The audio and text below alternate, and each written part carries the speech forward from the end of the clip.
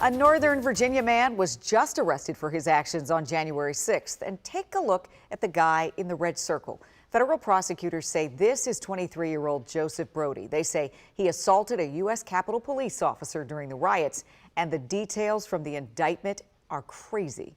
Larry Miller is here to break down what they say this man was doing on January 6th. Larry, what'd you find out? Yeah, a lot of new details about this investigation, Leslie. It's notable that it's taken more than 20 months for law enforcement to arrest and indict Joseph Brody. It shows that the investigation into the Capitol riots is very much still developing. Now, Brody lives in Springfield, Virginia, and he faces multiple felony charges, including assaulting a police officer. But take a look at photos from the filing. Again, prosecutors say Brody is the guy circled in red.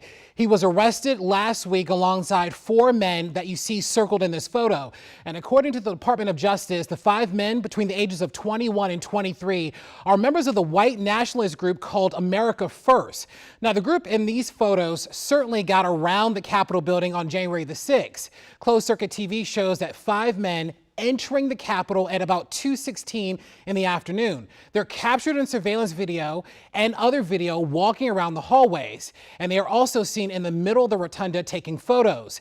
They are also part of the group that went into Speaker Nancy Pelosi's office, and according to federal prosecutors, in a cell phone video, that crowd could be heard chanting the words, "Nancy, Nancy, Nancy."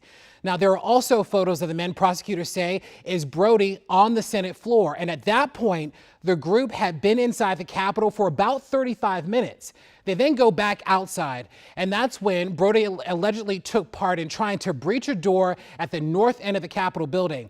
In doing so, prosecutors allege that Brody and another rioter used a metal barricade to knock a Capitol police officer back as he tried to secure that door. In a final act that we get from prosecutors, Brody is seen watching and then helping destroy an Associated Press camera and a blocked off media area.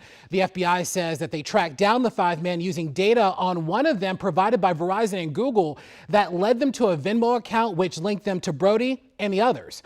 Now, Brody is facing multiple felony and misdemeanor charges, including assaulting, resisting, or impeding law enforcement officers and obstruction. Now, after an initial appearance after his arrest, the DOJ says that Brody was released pending other court hearings.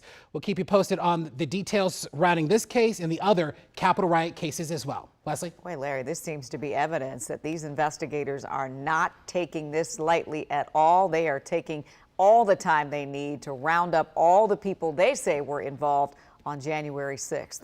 All right, in meantime, the January 6th committee just announced their next hearing on Capitol Hill. So mark your calendars for a week from today, September 28th at 1 p.m. We'll be there and we'll have the latest details and analysis on everything that happens inside the hearing room.